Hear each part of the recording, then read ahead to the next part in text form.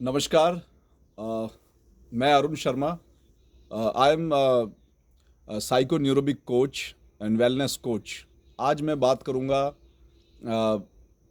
बहुत ही health care के जो बेसिक्स हैं और ब्रेक डाउन करेंगे हम हेल्थ केयर के पूरे इंटरनल जो इकोसिस्टम है कुछ पार्ट्स में। मैं आपको हेल्थ के बारे में बात करूं, ज़्यादातर लोगों को प्रॉब्लम्स होती हैं जिनको हम कहते हैं डायबिटीज़, थायराइड, ब्लड प्रेशर। इनको हम कहते हैं मेटाबॉलिक डिसऑर्डर्स। अगर मैं मेटाबॉलिक डिसऑर्डर्स को ब्रेक डाउन करूं तो इनको हम तीन पार्ट्स में ब्रेक डाउन कर सकते हैं।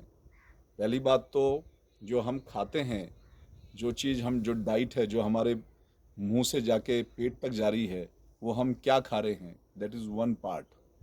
दूसरा पार्ट है हमारा डाइजेस्टिव सिस्टम, जो उस खाने को पचा रहा है। डाइजेस्टिव सिस्टम अपने आप में एक कॉम्प्लेक्स मैकेनिज्म है जिसको समझा जा सकता है, लेकिन उसका फंक्शनिंग को कैसे किया जाए, we will talk about it.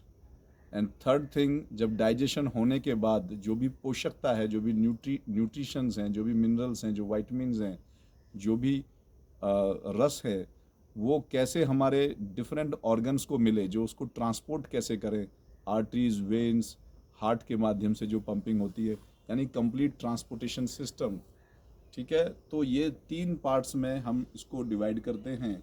और जो इम्पोर्टेंट पार्ट है, जो जो चौथा पार्ट है, वो है एंडोक्रिन सिस्टम, यानी हमारी जो ग्लैंड्स, जो बॉडी के अंदर ग्लैंड्स है, पिट्यूटरी, हाइपोथैलेमस, पेनक्रियाज, तो एंडोक्रिन सिस्टम। तो हमने बात की तीन चीज़ों की जो कि इंटरनल हैं। एंडोक्रिन सिस्टम या ट्रांसपोर्टेशन सिस्टम, यानी कि न्यूट्रिशन को कैरिंग करने का डिफरेंट ऑर्गन्स में जो तरीका है, आर्टरीज, वेन्स, नर्व्स, जो भी चीज़ें इस्तेमाल हो रही हैं ट्रांसपोर्टेशन में। तीसरा हमने यूज़ किया डाइजेस्टिव सिस्टम। और चौथा जो हमने बात की, फूड जो हम ले रहे हैं, बाहर से ले रहे हैं। तो मैं अगर आपको क्लियरली बताऊं, इन सब चारों चीज़ों का आपस में एकदम से तालमेल है। फॉर एग्ज़ाम्पल, अगर हम बात कहते हैं कि किसी का मेटाबॉलिक सिस्टम ख़राब है, तो हम ये कह रहे हैं कि उसका डाइजेस्टिव सिस्टम ख़राब है, उसका जो खाना पीना है वो ख़राब है, उसके हार्मोन सीक्रेशंस ख़राब हैं, और उसका जो न्यूट्रिशंस को ले जाने का जो सिस्टम है वो ख़राब है। When we are saying metabolic system ख़राब है, इसका मतलब ये चारों चीज़ें डिसऑर्डर है। अब लोग क्या करते हैं कि कुछ समय बाद अपना खाना पीना ठीक कर लेते हैं, और फिर वो डेली की डेली डाइट चेंज हो गया, टीवी में, यूट्यूब में किसी वेलनेस कोच ने आपको खाना बता दिया, आपने खा लिया। दो राय नहीं है कि आपका खाना अच्छा होगा। आप ऑर्गेनिक फूड खा रहे होंगे, आपने बहुत अच्छे अच्छे वीडियोस पढ़े होंगे, सुने होंगे, अच्छी किताबें पढ़ी होंगी, नो डाउट आपने अपना लाइफस्टाइल चेंज कर लिया है, आप समय पे सोते हैं, सब कुछ ठीक हो रहा है, आपने आउटसाइड वर्ल्ड को काफ़ी डिसिप्लिन किया है। फैक्ट ये है कि you have become intelligent by doing this. आपने एक्शंस भी लेने स्टार्ट कर दिए हैं, आपको एक डिसिप्लिन मिल गया है, this is perfectly all right. पर जो अभी कुछ सालों में, पिछले 10 सालों में, 20 सालों में जिस इकोसिस्टम में आप रह रहे थे, और जो स्टेप बाय स्टेप आप उससे बाहर आने की कोशिश कर रहे हैं, इस प्रोसेस में जो ब्लॉकेजेस हैं इंटरनल, जो आपका डाइजेस्टिव सिस्टम कॉम्प्रोमाइज्ड है, जो आपके एंडोक्रिन सिस्टम्स ठीक से काम नहीं कर रहे हैं, उनको कैसे रिवाइव किया जाए। क्योंकि कई बार हमें डिसइल्यूजन ये हो जाता है कि यार हमने सब कुछ ठीक कर रहे हैं, उसके बाद भी हम ठीक नहीं हो रहे, तो हम क्या करते हैं कि एक एलोपैथी की ट्रैप में चले जाते हैं। मैं आपको एक एग्जांपल बताता हूँ ट्रांसपोर्टेशन सिस्टम का, कि जैसे फॉर एग्जांपल आप गुड़गांव की रोड पर जा रहे हो, तो लोग मेरे से पूछते हैं कि यार ये टॉक्सिक्स होते क्या हैं।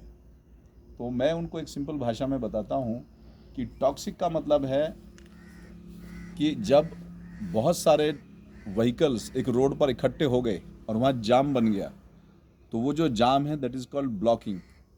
हैवी ट्रैफिक, यानी कि इनडिसिप्लिन अप्रोच, जो हमने खाया या जो प्रॉपर चीज़ें डाइजेस्ट नहीं हुई या गलत चीज़ें हमने खा ली, उसकी वजह से जो वहाँ पर, तो मैं अगर उसके एग्जांपल लूँ, ट्रैफिक जाम किसने किया, किसी ने रॉन्ग पार्किंग कर रखी है, किसी ने गलत गाड़ी खड़ी कर रखी है, कोई यू टर्न गलत ले रहा है, यानी कि टोटल अनुशासनहीनता, यानी कि कोई सिस्टम नहीं है।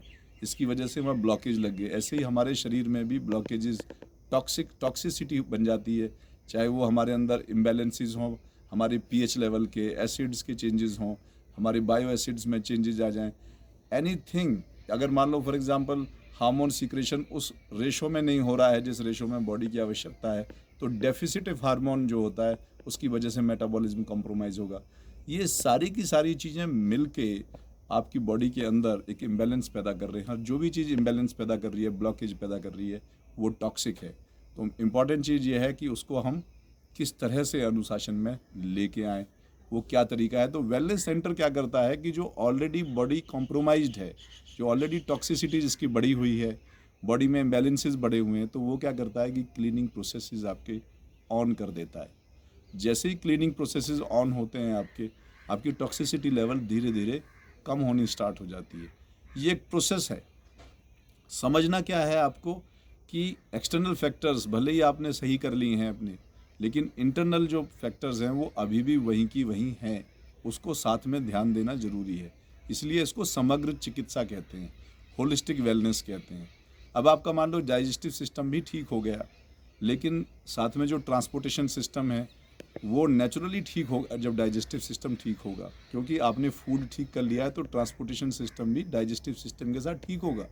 लेकिन अभी आपका एंडोक्रिन सिस्टम ठीक से फंक्शन नहीं कर रहा है, तो उसको भी एक्टिवेट करने की ज़रूरत होती है, जिसमें योग बहुत हेल्प करता है, क्योंकि योग ग्लैंड्स को एक्टिवेशन में काम करता है। तो योग इम्पॉर्टेंट हो जाता है। साथ में जैसे जैसे आपकी बॉडी में एक स्ट्रेंथ आती है, तो आपकी ग्लैंड्स को भी एक स्ट्रेंथ मिलती है, वो भी रिस्पॉन्ड करना स्टार्ट कर देती है।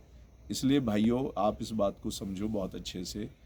जो पिल्स की जो कल्चर है, जो दिमाग में जो आप लोगों ने एलोपैथी बैठा ली है, जो आप लोगों को लगता है कि कोई मिरेकल है, कोई मैजिक है इस दुनिया में, कम आउट ऑफ दिस भ्रम। आप इस बात को समझें। वेलनेस सेंटर आप किसी में भी जाएं, जहाँ पे भी इलाज कराएं, पर कॉन्सेप्ट्स को क्लियर कर लें, क्योंकि आपको हील करने वाला आपको खुद ही हील होना है। बट उस हील होने के लिए आपको सपोर्ट की ज़रूरत होती है। जैसे खाना आप खाते हो, खाना आप पैसे से खाना ज़रूर खरीदते हो, लेकिन किसान से आता है खाना, आप नहीं उगाते हो। ऐसे ही जो डाइजेस्टिव सिस्टम है, वो भले ही आपका अपना डाइजेस्टिव सिस्टम है, लेकिन उसको क्लीन करने के लिए भी आपको कोई अच्छा आदमी चाहिए जो उसको क्लीनिंग में हेल्प करे, ताकि आपको योग का कोई अच्छा बंदा चाहिए। इन सबको इंटीग्रेट करके काम करना ज़रूरी है। और उससे पहले तो अगर आपकी हेल्थ इतनी ज़्यादा ख़राब है कि आपका बीपी 140 160 पे कूद रहा है, शुगर आपकी 400 300 पे कूद रही है, तो नेचुरल सी बात है एलोपैथी की दवाइयाँ भी चाहिए। But what is health care, ये आपको समझना होगा। और यही बात मैं आज आपको समझाने की बात कर रहा हूँ कि take it seriously, understand it. आप बहुत सारे बाबाओं के चक्कर में, बहुत सारे हॉस्पिटल्स के चक्कर में, बहुत सारे वैद्यों के चक्कर में पड़ने से पहले आप ये समझ लें कि आपके साथ क्या हो रहा है। अगर आपने समझ लिया, आप लोग इंटेलिजेंट हैं, मुझे पूरी उम्मीद है जो इस वीडियो को देख रहे हैं उनको इतनी समझ है कि वो टेक्नोलॉजी यूज़ करते हैं तो उनको बात भी समझ में आती है। तो we have divided into 4 part. खाते क्या हो, डाइजेस्टिव सिस्टम, डाइजेशन होने के बाद ट्रांसपोर्ट, क्योंकि न्यूट्रिशन का हर ऑर्गन में न्यूट्रिशन को ले जाना के बिना तो ऑर्गन्स काम ही नहीं करेंगे, चाहे वो ब्रेन है, हार्ट है।